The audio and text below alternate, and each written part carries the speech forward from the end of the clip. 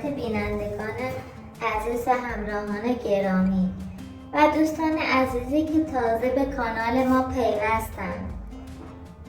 امیدوارم حال دلتون خوب باشه و روزتون با انرژی و آرامش شروع شده باشه. امروز قراره یکی از مهمترین و جنجالی ترین ویدیوهایی رو که توسط یکی از شرکت‌های طرف قرارداد یوتیوب منتشر شده بود را با هم بررسی کنیم و البته پشت پرده هایی را براتون روشن کنیم که شاید خیلی ها ازش خبر نداشته باشند. قبل از اینکه وارد اصل ماجرا بشیم ازتون خواهش میکنم که حتما در کانال دوم ما عضو شوید. دلیلش هم کاملا روشنه. یوتیوب همیشه پایدار نیست، همیشه قابل پیش بینی نیست و ممکنه هر لحظه یک کانال به دلایل مختلفی دچار مشکل بشه. ما برای اینکه ارتباطمون با شما قطع نشه فعالیت‌های روزمره، پشت صحنه‌ها و اطلاع رسانی‌های مهم رو در کانال کمکی ادامه خواهیم داد و در کانال دوم حتما عضو شوید. پشت پرده شرکت‌های یوتیوب و کانال‌های اشاره در این ویدیو که امروز بررسی می‌کنیم را با شما منتشر خواهیم کرد. یکی از شرکت‌هایی که با چندین کانال اشایری قرارداد دارد تصاویری از زندگی و پیشرفت مالی این افراد منتشر کرده. شاید برای خیلی‌ها عجیب باشه، اما واقعیت اینه که درآمد یوتیوب برای برخی از این کانال‌ها به حدی بالا بوده که تونستن خانه‌های متعدد بسازن، ماشین‌های گران قیمتی بخرن و زندگیشون رو کاملا متحول کنن. در این پیج این اینستاگرام این شرکت‌ها تعداد زیادی از افراد دیده میشن که با همین شرکت‌ها قرارداد بستن. هدف اصلی این شرکت‌ها جذب افراد بیشتر به سمت یوتیوب و تولید محتواست. این فقط 3 تا از 250 تا خونه‌ایه که با درآمد یوتیوب تو شهر لردگان و سردشت ساخته شده. قاسم عزیز مالک کانال شبلیز و آقا چراغ علی عزیز مالک کانال افشین صاحبین این 2 تا خونه هستند که زمینش با پول یوتیوب خریداری شده و با پول یوتیوب داره ساخته میشه. میخوام 3 تا سوال از قاسم بپرسم، یکی از آقا چراغ علی. قاسم جان با چقدر سرمایه شروع کردی؟ من صفر یک گوش. روزی چند ساعت برای کانالت وقت می‌ذاری؟ 8 ساعت. این کار سخت‌تره یا کار کارگری که قبلا انجام میدی؟ 100% کارگری سخت‌تره. و آقا چراغ علی، از روزی که یوتیوب اومده تو این منطقه چقدر وضع مردم فرق کرد؟ چه اتفاقی برای مردم افتاده؟ مردم 100% او وقت به قرآن قسم مردم یعنی شمش رو که میخواستن بخورن ناشتاشونه نون خالی میخوری. الان لردگون یه پسر داشتیم دارم 7 میلیارد 500 میلیون دا یگا بندی، خب 3 میلیارد 600 میلیون دا 3000 به زمین، به به 5 دونه گاب اسرائیلی اضافه. اینا با پول یوتیوب با یوتیوب همه؟ یه خونه ها با قرآن یه خونه ده طبقه اضافه. این اسم کانالش چیه که میگه؟ کانال پلرت. کانال پلت. ارزام خدمت سرکار. خب 2 میلیارد پول کمک از فقیران مردم چی؟ به خدا میدونم. راضی هستی از یوتیوب؟ راضیم تا از خدا. خودت چند سالته؟ من الان 75 سال. ایشالله سلامت باشی، ساعت برای سر همه باشه. سلامت باشه. یوتیوب یه درآمد دلاریه که میتونه زندگی همه آدما رو عوض کنه. همونطور که گفتم ایرانی ها نمیتوانند مستقیم درآمد خود را در یوتیوب نقد کنند. برای همین با شرکت‌های واسطه همکاری میکنند تا درآمد آنها را برایشان نقد کنند. برای همین از شاگردان خودشون فیلمبرداری میکنند و نمونه‌های موفق را به نمایش میذارند تا افراد بیشتری ترغیب بشن و وارد این مسیر بشن. یکی از نمونه‌های معروف کانال شبلیز 24 که متعلق به قاسمه. این کانال با درآمد یوتیوب تونسته خانه‌های متعدد بسازه. خانه آنها در شهر سردشت قرار دارد و خانه‌های دیگری هم در شهر لردگان خریداری کرده‌اند و مشغول ساخت و ساز هستند و زندگیشون رو از صفر به 100 رسوندن. نمونه دیگر کانال علی عمومی جمشید می باشد. این افراد تولید محتوا ویدیوهای روزمره اشایری سنتی و داستانی بازدیدهای بسیار بالایی را کسب کرده است و درآمدشان به شکل چشمگیری افزایش پیدا کرده. بخش دوم، نقش پردازی و داستانسازی برای جذب بازدید بیشتر. همونطور که گفتم آنها برای جذب بازدید هر کدام یک نقش جدیدی ایفا کردند و در این ویدیو تصاویری از ساخت و ساز، خانه، خرید ماشین ها و زندگی جدید این افراد نمایش داده می شود و خودتان هم می توانید وارد پیج اینستاگرام شوید.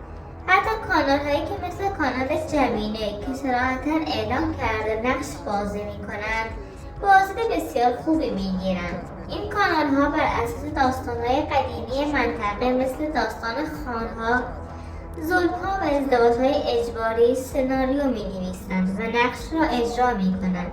200 میلیون تومان درآمد ماهانه جمیله از کانال یوتیوبشه که اسم کانال یوتیوبش هم جمیله هستش. یکی از بهترین دانشجوهای منه، میخوام باهاش مسابقه کنم ببینم که چی شد که اصلا اومده سمت یوتیوب و روزی چقدر وقت می‌ذاره. جمیله چقدر وقت یوتیوب شروع کردی؟ الان 1 سال. 1 ساله. با کیا تو کانالت کار می‌کنی؟ همسرم هستن، خواهرش هسته، با خانواده‌اش کلش، دخترها. یه 6-7 نفری هستین؟ بله. آره. بله. موضوع کانالت چیه؟ یعنی چه ویدیوهایی میگیری تو یوتیوب میذاری؟ من یه سنت قدیمی تو روستای بر اساس اونه.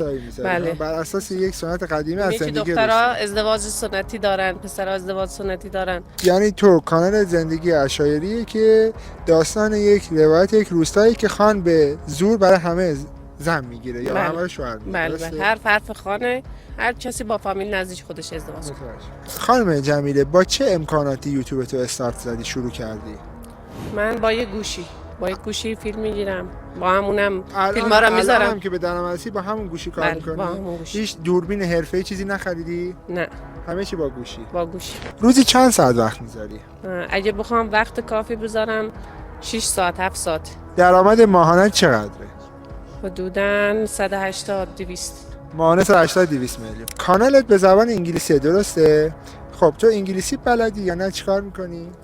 نه انگلیسی بلد نیستم، با هوش مصنوعی و این چیزا.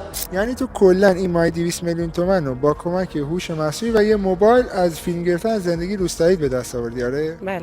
به عنوان یک زن که توی یک شهر کوچیک زندگی میکنه که قبل از اینکه از یوتیوب به درآمد برسه زندگی معمولی داشته، الان که ماهی 200 میلیون تومان درآمده، چه تغییری تو زندگیت ایجاد شده؟ این یوتیوب چقدر زندگی تو رو بهتر کرده؟ نقش خوبی داره چون شهرستان ما کوچیکه، امکانات کمه، با این پولا هم کم و بیش خرج زندگیمون کردیم. از یوتیوب راضی هستی؟ راضی هستیم، امیدیم که بالاتر هم بره انشالله. جمیله یک زن خودساخته هستش که با درآمد کانال یوتیوبش زندگی خودش و همسرش و بچه‌هاشو عوض کرده. اگه میخوای بدونی یوتیوب چیه که با یک موبایل بدون هیچ امکانات و سرمایه تو هم ازش به درآمد برسی، کافیه پیج منو فالو کنی، کلمه یوتیوب رو کامنت کنی، همه اطلاعات رو توی دایرکت رایگان برات میفرستم. در این داستان ها نشان داده می شود که دخترها را به اجبار برای ازدواج به خانه منطقه می دادند. این سناریوها هر چند ساختگی اما دلیل جذابیت و احساسی بازی‌های بسیار بالایی را به خود می گیرد. مردم دوست دارند داستان ببینند، روایت ببینند و همین باعث شده این کانال ها رشد چشمگیری داشته باشند. بخش سوم، چهره‌های مشهور و دعوت مدیر شرکت به خانه علی اکبر. در ادامه ویدیو چهره‌های مشهور دیگر کانال‌ها را می‌بینید. افرادی که حالا نامشان در فضای یوتیوب شناخته شده است، مدیر شرکت نیز در یکی از بخش‌ها به خانه علی اکبر دعوت شده و تصاویری از آن را منتشر کرده که مربوط به 2 سال گذشته است. اما نشان می‌دهد که این افراد از همان زمان تا امروز درآمد بسیار خوبی کسب کرده‌اند و همچنان در حال پیشرفت هستند. تحلیل واقعیت‌ها و پشت پرده‌ها. اما نکته‌ای که باید به آن توجه کرد این است که تمام این موفقیت‌ها فقط ظاهر ماجراست. پشت این درآمدها سختی‌های زیادی هم وجود داشته، ولی خب آنها می‌توانند قبل از ضبط ویدیو بگویند که این بر اساس یک داستان است و یا واقعیت ندارد و آنها روزانه محتوا، تغییرهای مکانهای فیلمبرداری، هزینه‌های بالا، فشار روانی و البته ریسک‌های بزرگ را به جان می‌خرند. همونطور که گفتم یوتیوب همیشه پایدار نیست. ممکن است یک کانال دچار تخلف شود و باعث شود دیگر کانال‌هایی که به همان حساب ادسنس هم متصل هستند دچار مشکل شوند و درآمدشان غیر فعال شود، مثل سایر کانال‌هایی که درآمدشان در چند ماه گذشته غیر فعال شد، مخصوصا کانال کوریک، هاردویز و دیگر کانال‌ها. به دلیل نقض قوانین، اشتباه شرکت‌های طرف قرارداد یا حتی یک گزارش اشتباه به طور کامل غیر فعال میشن. نمونه‌های زیادی هم از این اتفاق وجود دارد. برخی کانال‌ها یک شبه درآمدشان قطع شده و مجبور شدن از پس‌اندازهایشان استفاده کنند تا بدهی‌ها را پرداخت کنند و مجدد کانال دوم راه اندازی کردند. چند تا دانشجوهای منو ببین کنار آتیش وایسادن. ایشون کوچولی آقا علی اکبر سغرا خانوم یک کانال یوتیوب داره. کانال یوتیوبش رو بریم ببینیم. درآمد کانال یوتیوبش تو 28 روز گذشته $2300 بوده که دارید میبینید، $2300. اینجا آقا اصغر یکی دیگه از دانشجوهای خوب من درآمد کانالش $3400 تو 28 روز گذشته. اسم کانالش پارسه. همه این کانال رو میتونید سرچ کنید تو یوتیوب ببینید. $3400. آقای حسین پور که دیگه همتون میشناسینش، $4600 کانال پرن راس، میتونید سرچ کنید ببینید. این هم که حامده که دیگه یه ایران میشناسن حامدو. این هم درآمد 28 روز گذشته حامده $1100 بوده. کانال کارون. امشب شام مهمون علی اکبریم. علی اکبر خیلی شرمنده، خیلی زحمت دیده بهتون. قربونت تو برم. علی اکبر زحمت کشیده، کلی خورشت و کباب و ماهی و خیلی هم من اصرار کردم که علی اکبر نمیخواد تو زحمت بیفتی، حساب من شرمنده کردی. قربونت تو برم، سلامت باشی. بسیاری از این افراد قبل از ورود به یوتیوب زندگی کاملا معمولی داشتند و برخی هم ثروتمند بودند. برخی بنا بودند، برخی هم کارگر و برخی دامدار. اما وقتی دیدن اقوامشان در یوتیوب موفق شدن، تصمیم گرفتن وارد این مسیر شوند. ولی بیشتر نقش‌هایی که بازی می‌کنند دروغ است و باید نشان دهند که فرهنگ ایران به این صورت نیست. آنها به این صورت یک خانم را کتک نمیزنند و واقعیت هم ندارد. این صحنه فقط برای جذب بازدید بیشتر است. و اولین واریزی یوتیوب برایشان باور کردنی نبود، مبلغی که شاید در طول زندگیشان ندیده بودند. اما با وجود این درآمد بالا، بسیاری از آنها نقش‌های جدیدی بازی کردند و برای کسی که کمک مالی نمی‌کنند، چون معتقدند باید برای آینده فرزندانشان پس‌انداز کنند. و برخی از فرزندان این خانواده‌ها به دلیل مشغله فیلمبرداری ترک تحصیل کرده‌اند که این موضوع بسیار نگران کننده است. پول نباید جایگزین تحصیل شود. آینده فرزندان مهمتر از هر درآمدی است و آینده فرزندانشان مهمتر از هر درآمدی است. در پایان هدف ما این است که واقعیت‌ها را برای شما روشن کنیم. خیلی از بینندگان نمی‌دانند کدام کانال‌ها واقعی هستند و کدام‌ها نقش بازی می‌کنند. ما تلاش می‌کنیم که شما را آگاه کنیم. خیلی‌ها شک دارند و خیلی هم فقط دنبال حقیقت هستند. هم تظاهر می‌کنند و هم نقش بازی می‌کنند. در این ویدیو اسم چند کانال مختلف هم برده شده. کانال‌هایی که خیلی از شما عزیزان عضو آن هستید و از آنها حمایت می‌کنید و سالهاست دنبالشان میکنید. اما امروز میخواهیم درباره چیزهایی صحبت کنیم که کاملا واضح هستند. چیزهایی که اگر کمی دقیق‌تر نگاه کنیم تناقض را مثل دیروز روشن‌تر میبینیم. یکی از همین نشانه ها ماشین تگو 7 هستش. ماشینی که حدود 5 میلیارد تومان قیمت دارد، یعنی چیزی نزدیک به $28,000 قیمت آن است. این رقم در ایران امروز رقم بسیار سنگینی است. یک کارگر معمولی باید 10 سال زحمت بکشد بدون هیچ خرج اضافی تا شاید بتواند چنین ماشینی بخرد. پس چطور ممکن است خانواده‌هایی که در ویدیوها نقش بازی می‌کنند خود را فقیر جلوه می‌دهند، اما نشانه‌ای که خیلی چیزها را روشن می‌کند. واقعیت روستا و محل فیلمبرداری. روستایی که این افراد در آن فیلمبرداری می‌کنند همان روستای دودرا هستش. روستایی که تمام اقوام من هم در آن زندگی می‌کنند و من از نزدیک با شرایطش آشنا هستم. اما نکته مهم اینجاست، امروز جمعیت این روستا بسیار کم شده. چرا؟ چون بیشتر مردم به شهر لردگان مهاجرت کردند و در لردگان و سردشت زندگی می‌کنند و خانه‌های اصلیشان در آنجا واقع شده است. آیا واقعا آنجا زندگی می‌کنند؟ در روستای دودرا زندگی می‌کنند؟ یا فقط برای فیلمبرداری آنجا ساکن شده‌اند؟ واقعیت این است که بسیاری از آنها فقط برای ضبط ویدیوها به صورت موقت در روستا زندگی می‌کنند و نقش‌های جدیدی اجرا می‌کنند. سناریوهای تازه می‌سازند و با هر ویدیو یک داستان جدید می‌سازند تا مخاطب را درگیر کنند. و خیلی هم که در لردگان بودند جدیداً در روستای دودرا کلبه کوچکی درست کردند، آن هم برای فیلمبرداری‌هایشان. صحنه‌سازی‌های تکراری در یکی از همین ویدیوها هستش. یعنی آنها معلومات میکنند که در این ویدیوها نقش‌های جدیدی بازی میکنند که وانمود میکنند این نقش‌ها واقعیت دارد.